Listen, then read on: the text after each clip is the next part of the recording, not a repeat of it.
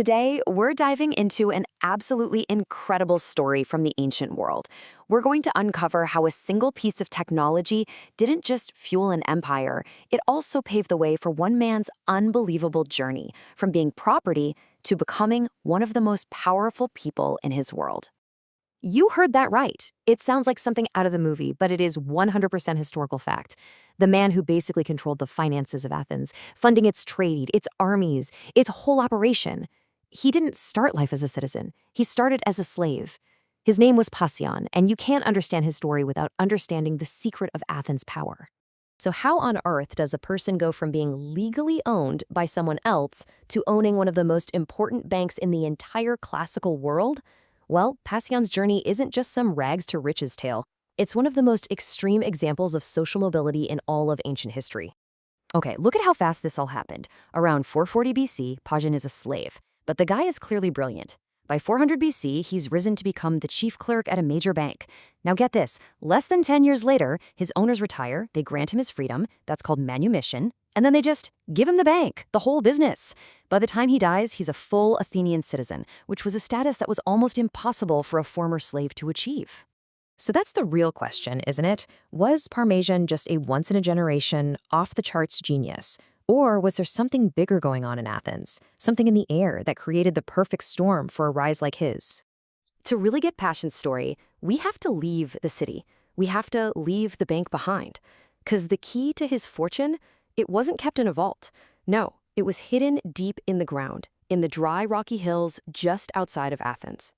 So here it is, the secret to Athens' wealth. And the secret to Passion's opportunity was all buried in the hills of a region called Lavrion. Now, Athenians had known for centuries that there was silver there, but they could only get to a tiny fraction of it. It's like they were sitting on a massive treasure chest that they just couldn't get open. And here was the problem they were facing. Most of the ore in Lavrion was what we'd call low grade. It just didn't have that much silver in it. Trying to melt it down directly was a huge waste of time, money, and super expensive charcoal fuel. Most of the silver would just stay trapped in the rock. So for a long, long time, miners would only bother with the absolute richest, purest veins, leaving mountains and mountains of potential wealth just sitting there, completely untouched. This really shows you the leap they made.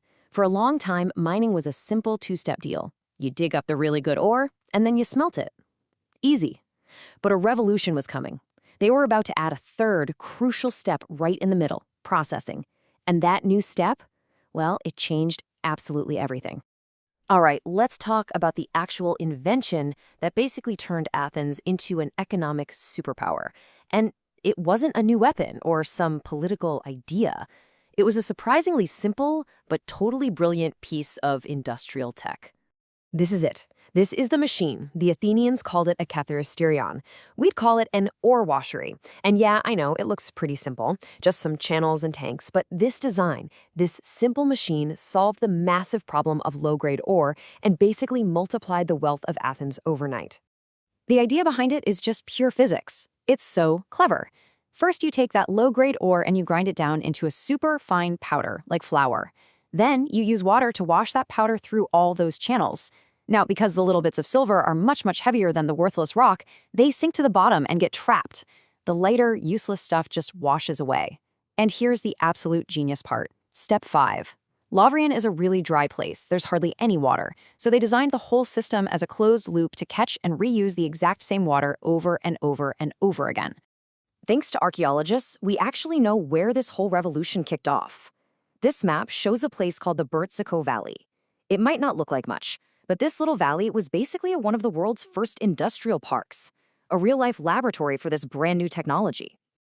And here you go. This is that very same valley today. It might just look like a bunch of rocks and hills, right? But if you know what you're looking for, the evidence of this ancient industrial boom is literally carved into the landscape. I mean, just look at this. Those aren't natural shapes. Those are the actual remains of the ore washeries, cut by hand straight into the stone.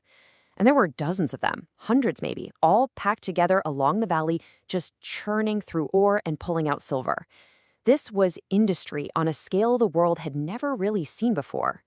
So you might be thinking, what does a tech boom out in the countryside have to do with a banker back in the city? The answer? Absolutely everything.